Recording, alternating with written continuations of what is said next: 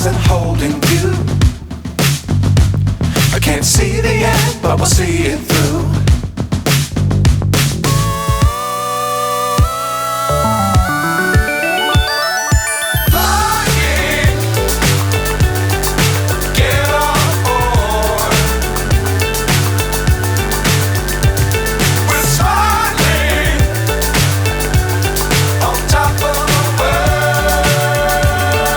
And welcome back to my YouTube channel. This is just an update regarding sa apple cider vinegar capsule na in-intake ko 2 months ago. Yes, I apologize to all my viewers kasi nagsabi ako na re-reviewin ko.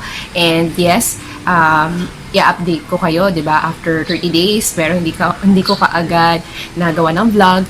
But then, yes, nakagumamit po ako at in-update ko yung brand regarding this.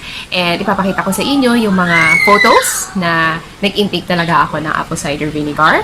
And ito, lalagay ko dito yung after 20 days and of course yung after 30 days na the answers to your question kung pumayat ba ako, nakatulong ba sa akin. Yes, definitely, especially yung aking braso kasi yung braso ko talaga nung before sobrang laki. So kung mapapansin nyo yung vlog ko nung dati, ayan, diba ang chubby-chubby na mukha ko tapos mahaba pa yung hair ko. Ngayon na maikli na, napansin ko naman na parang humaba yung leeg ko and then yung braso ko talaga kasi yung pinaka-concern ko.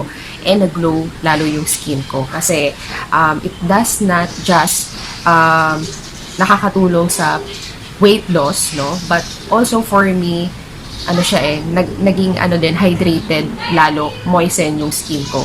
Plus, maganda pa nung ginamit ko yung supplement na yan, na-improve niya talaga yung bowel movement ko. Kasi before, hirap talaga ako. I'm really very constipated.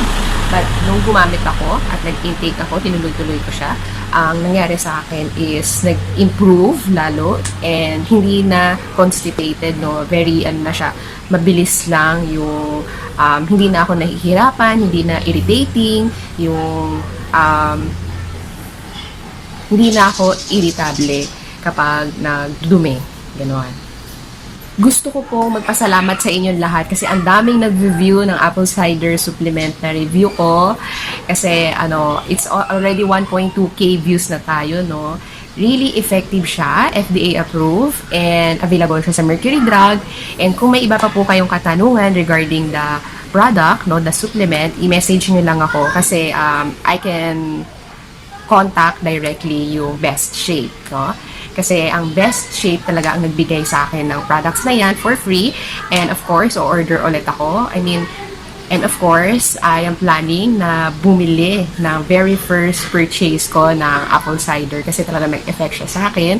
Not just because nakatulong siya sa weight ko, but also it continuously glow on my skin, no? Kasi ang target niya is all over sa immune system natin. Kaya maganda siya and very effective. Basta sasamahan nyo lang ng regular exercise. Kasi ako noon, nag-exercise ako noon, nagpapapawis ako, tapos nag-i-intake ako ng supplement. Once a day lang ako nag-i-intake niyan after kong kumain ng lunch. So, yun. Basta araw-araw lang siya, tuloy-tuloy. And then, kahit exercise kayo, mag-stretching kayo dyan para makita nyo yung difference. Tapos picturean nyo rin yung before and after. It really works on my body. But again, hindi ko po mapapromise sa inyong lahat kung mag-work din po sa inyo. Kasi it needs perseverance, motivation, bago nyo ma-reach or ma-achieve yung goal na gusto nyo para sa katawan nyo. So, kung kayo ay active at mahilig mag-exercise, ayan, at kung disciplined din kasi, kung talagang nagle-lessen kayo ng pagkain, or yung intake nyo ng food, no, binabawasan nyo, so, tapos nag-intake kayo ng ganong supplement, it will really help and magiging effective siya sa inyo. Kasi, nung nag-intake din pala ako niyan, hindi ako nagugutom. No? I always feel full. Tapos, hindi na ako nagra-rice 3 times a day. Once a day na lang. After lunch, minsan ayaw ko na rin magkanin kasi malakas talaga makataba ang rice. So, nung nag-intake ako ng apple cider vinegar na supplement, hindi na ako nagra-rice masyado.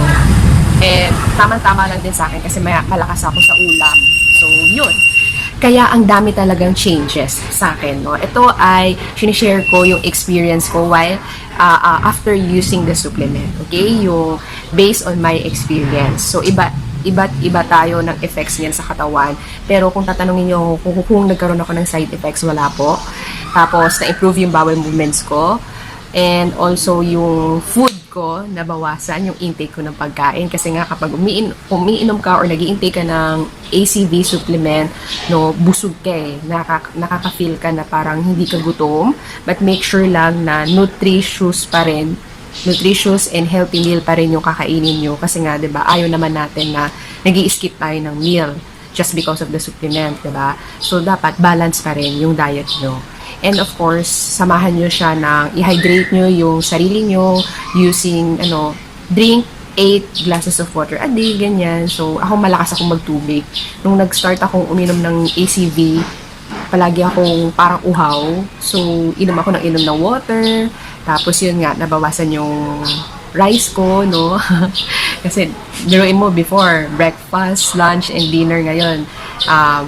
Nawala na yung sa lunch sometimes and dinner. So, maano talaga siya. Hindi ka kaagad nagugutom. Yun. Tapos, yes, it really effective siya as weight management. And try nyo. No, mas maganda na subukan nyo siya. Ayan, and napansin ko nag-glow talaga yung skin ko. Ayan, oh. Hindi dahil maikli na yung hair ko ngayon, but 'di ba, hindi ako ganoon kataba, hindi ako ganoon katayat. Na-achieve ko naman yung body na gusto ko for myself. Kasi ayoko naman yung sobrang payat ako, 'di ba? Gusto ko tama lang yung body figure ko. So, lang ang aking experience sa ACV supplements. Kung gusto niyo pong mag-order, so ilalagay ko na lang yung link ng Best Shape para ma-follow niyo sila sa Instagram and Facebook. Very active naman po yung brand.